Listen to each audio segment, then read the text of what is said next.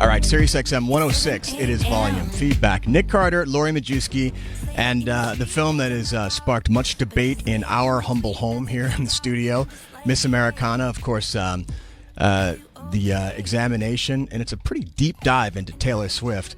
The woman behind it, writer, director, producer, Lana Wilson, is with us. We're so happy about this because this is a big get for us. Hey, Lana. Hi. Good morning. Thanks for having me. Good morning. Thanks for being with us. All right, so I'll ask the typical basic interview 101 question to start before we get into the deep stuff. And just how did this come about and how long was it in the works with Taylor? Yeah. Well, it was Netflix and the producer, Morgan Neville, who first reached out to me. I got a call. And I remember as soon as they said the name Taylor Swift on the phone, I immediately thought, yes. It just had this instant reaction of, this could be incredible. And I'd admired her work for years. I knew her albums really well, but I didn't know much about her personal life. So I went to meet her. I was struck right away by how she wanted to talk about documentary storytelling, big picture. She was really smart and funny. We talked about other films we liked. She said she didn't like documentaries that felt like propaganda, and I was thrilled to hear that because I don't either. And we basically, talked about what the process would be like. And shortly after that, this was during the Reputation tour in 2018. Shortly after that, I started filming.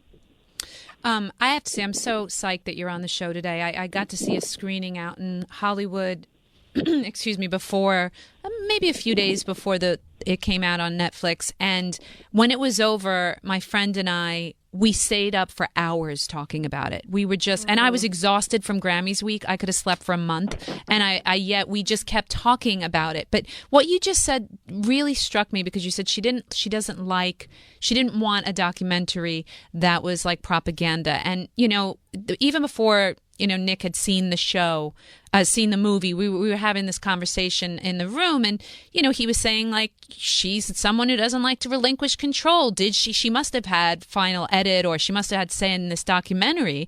And I was wondering, is that the case? Like, did she have any say in this, or was this 100% pure your vision, and she, this was not her documentary, it's yours?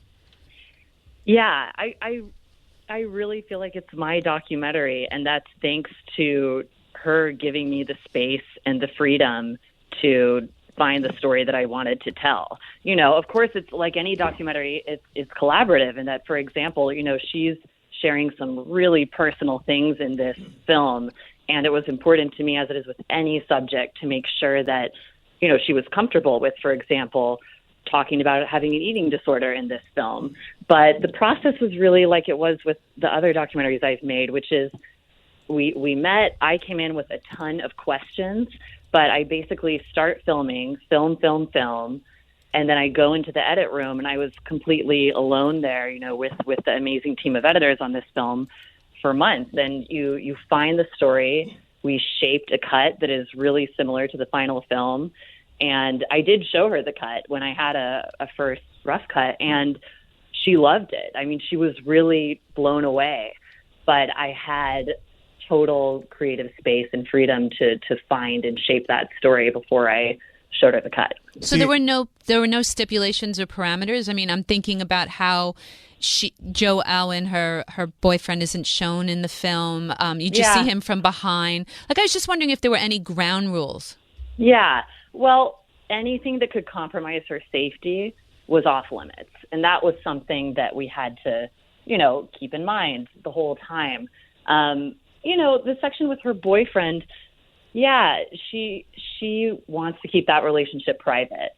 And I really wanted to respect that. And I think the trick there was to respect the privacy that they understandably want in their relationship, but also find a way to capture what a positive and significant role it plays in her life.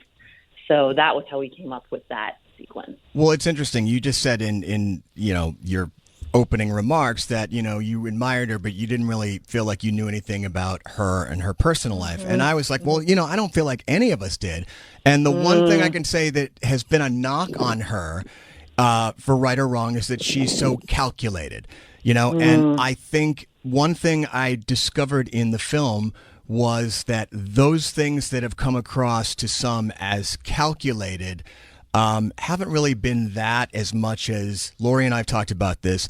She has, and she addresses it too. She's been told from the very beginning, whether it be because of who she was or country music, that she has to be good and she has to be a good girl and she can't make waves. And which is part of the reason why she never expressed any sort of political or social opinions. Did she, was that a point that she really wanted to get across, or was it just something that you saw just in talking to her, just in shaping the story shaping up? Well, it was something that came out in the first interview I did with her, which was the first interview she'd done in 3 years. And I remember her talking about it, about the use of the word calculated and how frequently it was applied to her. And as I made the film and looked at the archive and news coverage of her, I was astonished by how true that was. And, I think it is really interesting. I think a word like strategic. I was just going to use that word. More sense. That's exactly right. It's a word that is applied disproportionately to women. Mm-hmm. And I have noticed in my own career as a female director in a male-dominated industry, there is this desire for your decisions as an artist to be like a happy accident.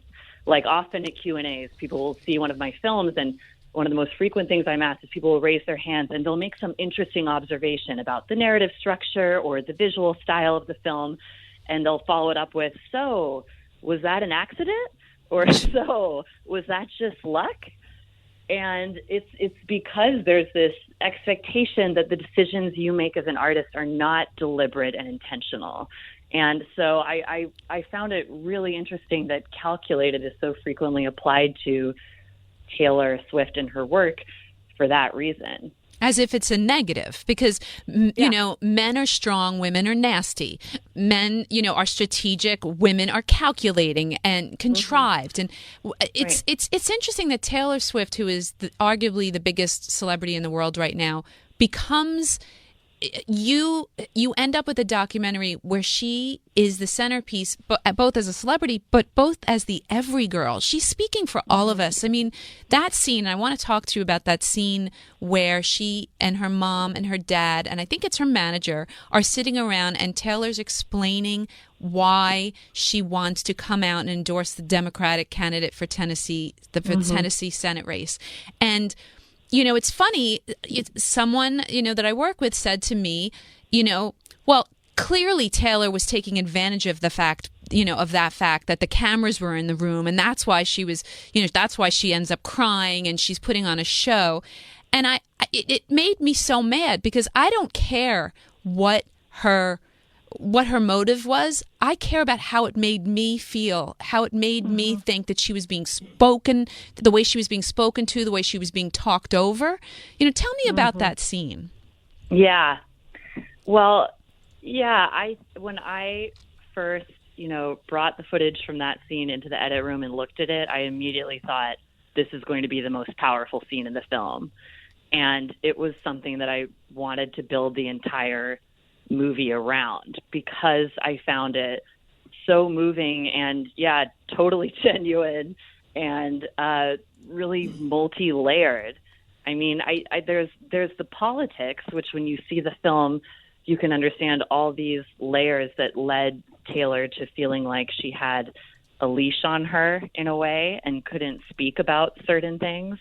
But then there's also this element of it that I think is a kind of coming of age moment. We all have these moments in our lives where we disagree with the people who love us the most. And even though, I think the arguments that her father and her team makes are completely understandable, concerns about her security, concerns about alienating any of her fan base, which I think by that point in the film, you understand how important her fans are to her. So you can see why she would hesitate risking alienating any of them. But there's a moment where you can say, I love you, I hear you, but I disagree and I have to do things my own way this time. And I think that's something that so many people can connect to. So that's what really resonated with me about that scene. I thought it was a moment where you actually get to see someone changing and making a big decision right in front of your eyes. And so that's why I wanted it to be the climax of the film. Yeah, as a grown-up, quote-unquote, and as an artist as well. It's very powerful. Mm-hmm. Can I ask you a process question? We're talking to Yeah. Lana Wilson, director of Miss Americana, this extraordinary Taylor Swift documentary, which is streaming on Netflix now. You got to see it. The way that many of us found out that it was even happening was when Taylor made her long, plaintive, very emotional statement on Tumblr about Scooter Braun and Scott Borchetta. And in it, she says, she sort of divulged, well, Netflix is doing a documentary about me, and they don't want to let me use my old music in it. So you, as a filmmaker, you must have been the one to deal with that situation. What was going on, and how did it manifest? And when did you find out that it was going to be an issue, and how was it resolved? Yeah. Well, that happened towards the end of my process. Like, we were pretty close to picture lock at that point.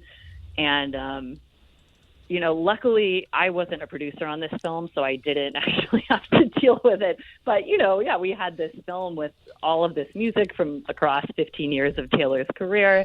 So luckily it all worked out. I wasn't in those negotiations, so I don't know exactly what happened. But basically, we had a cut that was almost picture lock, and everything was cleared, everything was approved. We didn't have to change a thing.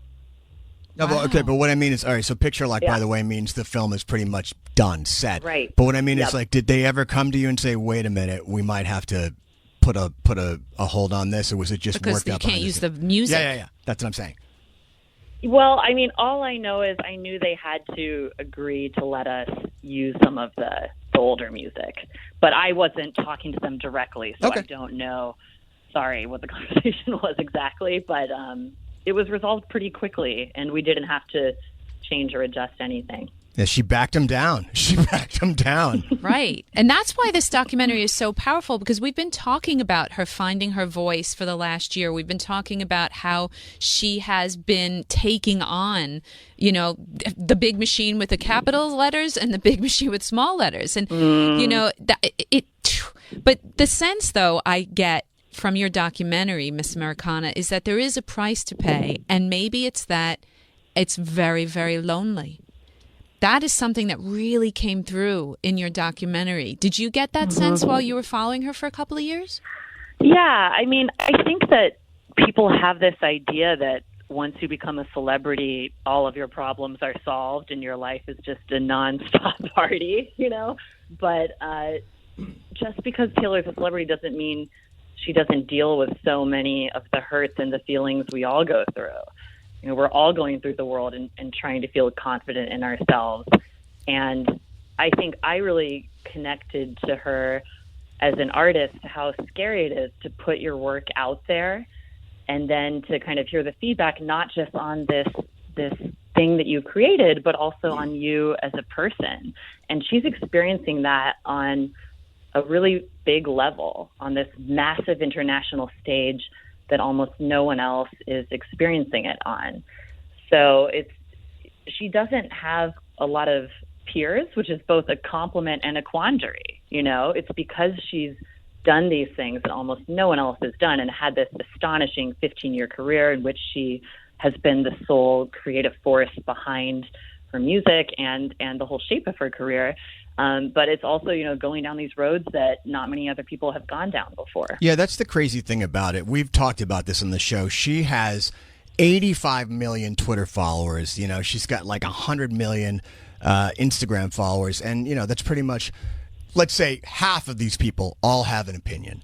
And it really struck me when, as you mentioned earlier, her revelation that she went through a bout with an eating disorder. And I can't even imagine, I mean, many young women do, and some young guys do too, but I can't imagine what that's like doing it so publicly. And the fact that she was so upfront about it was pretty striking. Yeah.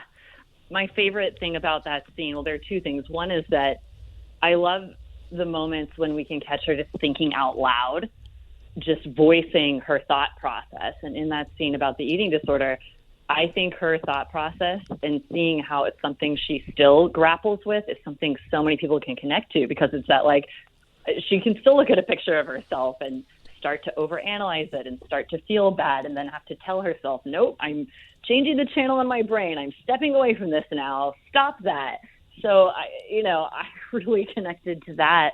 And then the other thing that I was proud of with that scene was how in the edit we put in these little flashbacks to her on tour and her on red carpets and having her photo taken during this period of time when she was struggling with the eating disorder. And I think you see those images, and I remember I first saw them, and you kind of have this vague recollection. I thought, oh, like I saw some of those in magazines or online, and I would have never thought twice about, her looking thin. That's just a standard of beauty that everyone has become used to. It's like we all have a veil over our eyes because we're so used to magazine covers and the internet celebrating one specific, usually body type. And there's nothing shocking about that to us. But when you look at it in this context and then you flash back to those images, it is shocking. They were very shocking. She was extremely thin, bony. I worked at Us Weekly. So when I saw those bits, that part, that I thought it was genius too, the way you put it together, because it also answered another question for me. People keep saying, why isn't she hanging out with these supermodels anymore? When I saw that, I thought, oh my God, in order to get well, she had to change her squad. Everyone's like, why isn't she hanging out with Carly Kloss anymore and all this? And I just thought that maybe it was making her sick. Like her whole lifestyle of being a celebrity she's still a young woman growing up in Instagram, which I didn't have to deal with. Yeah, you can't stay sober and hang out in a bar, basically, essentially, yeah. Yeah. Well, I wanted to ask Lana, that since it's been a few weeks now, 3 weeks since the documentary dropped, and while I know that Netflix are very famous for not telling us what's the ratings and how many viewers there have been, what is your sense of how this has gone over as a documentary? It's been astonishing. I mean, I've never had an experience like this before. It's been incredible. First of all, the fact that so many people in countries all around the world are all watching it simultaneously. You can search the hashtag of the film title on Twitter and scroll and see like all these comments in so many different languages, in Arabic and in Chinese kanji. And so that is extraordinary. But then the other amazing thing has just been in the kind of anecdotal reactions that I've heard from people I know, or even occasionally I've overheard people talking about the film in a coffee shop in Brooklyn, which is a very surreal experience. But it's really hit people very deeply. A lot of people have felt like, this is my story, or I went through exactly this. And they kind of, I think, can't believe that some of the most personal, intimate feelings they've had are feelings that Taylor has had too, and that the film has captured that. So that's really struck me. But it's been an extraordinary response. To that point, excuse me, I want to say one thing. I want to touch on one thing. I've told all my guy friends, I said, look, every woman has some version of it. Your mom, your daughter, your sister, your girlfriend, some version of it. Some unwanted touch, some unwanted comment, some unwanted glance. And I'm like, every woman you know. And so when she deals with the lawsuit and the DJ in Denver, which to this day, I'm like, this fucking guy thought he was going to be able to grope Taylor Swift, right, at her meet and greet. And first of all, the guys in the Men in Black suits weren't going to pummel him. She was very emotional in talking about it. I mean, it's been a little while, but of course it's still with her. What was your impression of just the way she's processed that and is still processing that whole situation? Yeah. Well, I remember when she talked to me about it, it was actually, it was this interview. It was an audio interview. And she was talking about how she realized during the trial that she had, in a way, all the privilege in the world. She had the best lawyers. She had 7 witnesses. She had a photo, and she won the trial, yet it was still this dehumanizing, humiliating experience. And I think that was this perspective-changing experience for her. As she says in the film, it made her realize, I had all of this going for me. What if you're raped and it's your word against his? It made her kind of think of all of these people who would be in far less privileged situations or who wouldn't be believed by anyone who they talked to about this if they were able to safely talk to anyone about it at all. And so it had a profound impact on her. It changed her. And that's what I saw, and that's what I really responded to. And you can see it is the beginning of this series of events that led to her decision to speak out politically. Right. And in the film, she says, I had 7 witnesses. Mm-hmm. And there were still people that were, the way that it was handled in the court, the way she was questioned. She's like, what if you don't have any witnesses? What if this happens to you and no one's around to see it? It ripped my heart out. I often recommend this book by Anna Quinlan to people, anyone who is a daughter, has a daughter, called Being Perfect. And when I watched your film, that I can't stop talking about it with people. And I told my niece, please watch it. I mean, I feel like that the thing is you set out, I think, to make a documentary about Taylor Swift. You could not have had any idea that you were going to come out with something that says so much about our culture and our society and where we are right now with Me Too. Yeah. I mean, I think you always hope when you start a film, you're always looking for that stuff that says something bigger about our society and the world, and something that can be more universally powerful and impactful. And I think for me, as I started filming, I connected to her as an artist, as a woman, but then also, as you say, I have to read that Anna Quinlan book. I haven't read it, but I remember when she first talked about the pressure to be a good girl, but then also just the kind of asking yourself, wondering all the time, do they like me? Was I nice enough? Are they mad at me? Oh, it's an amazing piece of art. Thank you so much, Lana. Check it out on Netflix. Have a good weekend.